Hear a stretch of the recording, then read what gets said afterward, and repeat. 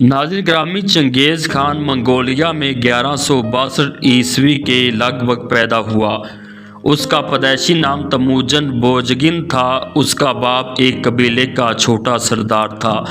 तमुजन की उम्र जब 9 वर्ष की हुई तो उसके बाप को तातार कबीले ने कत्ल कर दिया। इसके नतीजे में तमुजन अपनी माँ, बहन और भाई के साथ अकेला रह गया। 16 वर्ष की उम्र में उसने बोर्ते नामी एक लड़की से शादी की। इस तरह उसका तकीरात कबीले से भी इत्तेहाद हो गया। कहा जाता है कि उसकी बीवी को अगवा कर लिया गया था। ये बात तमुजन के लिए काबिल कबूल नहीं थी, हत्ता कि उसने खुद ही कार्रवाई की और बूरते को उठाकर घर ले आया। उसके बाद उसका बेटा जूजी हाँ पैदा हुआ। इस कामयाबी से हौसला पाकर तमुजन ने मंगोलिया के खाना बदूश कबैल को मुतहिद किया। हर बार जिस कबीले को शिकस्त होती तो उसके रहनुमा को कत्ल कर दिया जाता और बाकी कबीलों को तमुजन के कबीले में शामिल कर लिया जाता था। बाद में उसने अपने बाप का बदला लेते हुए तातार कबीले में भी कत्ले आम किया।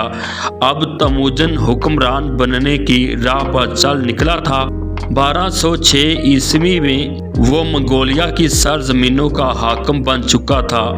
1 साल बाद करोलोताई यानी एक जरगा मुनक्कद हुआ जिसने तमुजन को चंगेज़ खां का लक़ब दिया, जिसका मतलब है दुनिया भर का हुक्मरान। 1207 ईस्वी को चीन की सल्तनत शीशिया पर हमला करने की मुहिम का आगाज़ किया और तकरीबन 2 साल बाद ही इस सल्तनत के हाकिम ने चंगेज़ खां के सामने सर तस्लीम खम कर लिया। तो नाज़रीन उसके बाद चीन की जीन सल्तनत, जिसके पास चीन का शुमाली हिस्सा था, जीन सल्तनत के साथ उसकी 20 साल जंग जारी रही, हत्ता कि ये सल्तनत भी तबाह बर्बाद हो गई। इस अरसे में चंगेज़ खान ने कई दीगर फतूहात हासिल की। 1219 ईस्वी में उसने ख्वारिज़्म सल्तनत पर हमला किया। तकरीबन 2 साल में ही यह सल्तनत अपने आखिरी इंजाम को पहुंची। इस तरह चंगेज़ खान आधी दुनिया का फातेह बन गया। ख्वारिज़मी सल्तनत के सुल्तान जलालुद्दीन ख्वारिज़मी पर हमला करने के लिए चंगेज़ खान ने कई दफ़ा कोशिश की मगर वो नाकाम रहा।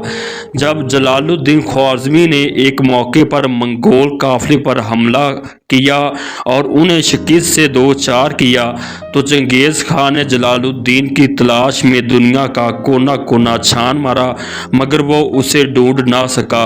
उस वक़्त चंगेज़ खान ने ये तारीख़ी अल्फाज कहे थे कि जलालुद्दीन अगर मेरा बेटा होता तो मैं सारी दुनिया को फतह कर लेता।